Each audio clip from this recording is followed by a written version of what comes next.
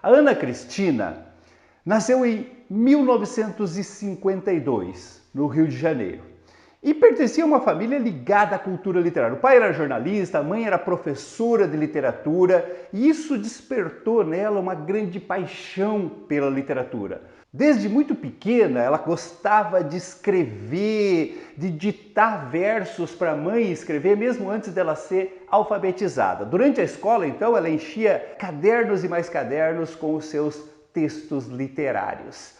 Agora, aqui é importante deixar claro, gente, que não há uma relação direta pelo fato dela ter nascido, numa família literária, de muitos livros, ela ter se tornado uma apaixonada pela literatura. Eu, por exemplo, meus pais nunca leram um livro, na minha casa nunca teve livros, e eu me apaixonei pela literatura. Então, na verdade, a coisa não é tão simples e tão direta assim, não. O fato é que a Ana Cristina se apaixonou pela literatura, pela poesia, pela criação literária desde muito jovem. E depois, em 1975, ela se formou em letras pela PUC, o que é uma outra dificuldade para continuar criando literariamente.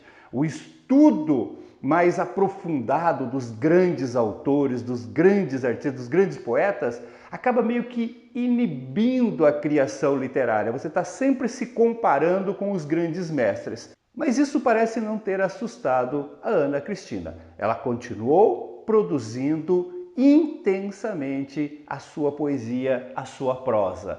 E o seu primeiro envolvimento, digamos assim, profissional com a literatura aconteceu em 1976, quando ela participou de uma coletânea organizada pela Heloísa Buarque de Holanda, chamada de 26 Poetas Hoje. Era uma coletânea voltada para o que na época era chamada de poesia marginal. E ela foi uma das poetas que participou desses 26 poetas hoje. A Heloísa conta que a Ana Cristina lhe foi apresentada, bastante jovem ainda, por uma amiga comum, e que a Ana Cristina ficou extremamente tímida, não conseguiu falar, saiu meio correndo e tal, mas que despertou na Heloísa Buarque de Holanda, uma certa curiosidade sobre essa jovem inquieta e tão intensa na sua poesia. Elas acabaram depois se tornando grandes amigas aí.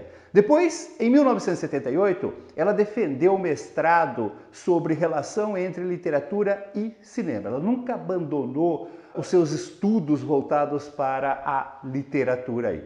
E aí ela começou a fazer uma publicação própria, mas de uma maneira artesanal, que é o que a identifica com a poesia marginal. A gente vai falar sobre isso depois. Em 1979, ela publica, em edição artesanal, Cenas de Abril e Correspondência Completa. 2 livrinhos de prosa poética, poesia e prosa, com uma edição bem limitada, produzida artesanalmente, como era a poesia marginal, a gente vai comentar isso.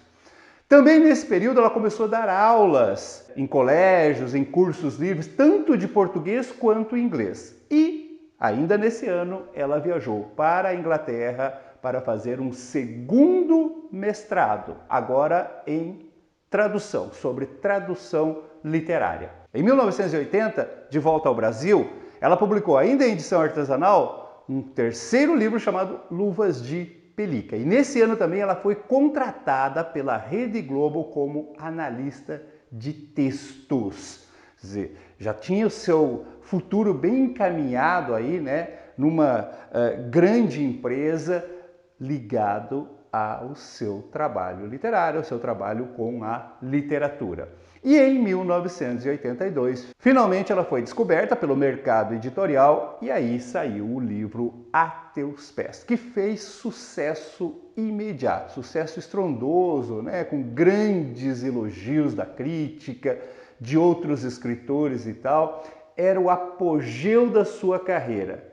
No entanto, ela entrou numa profunda depressão, ela sempre teve problemas, com depressão.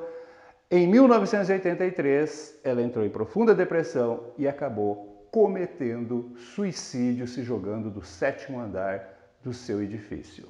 Então, nós temos aqui uma poeta que tira a vida no auge da sua carreira.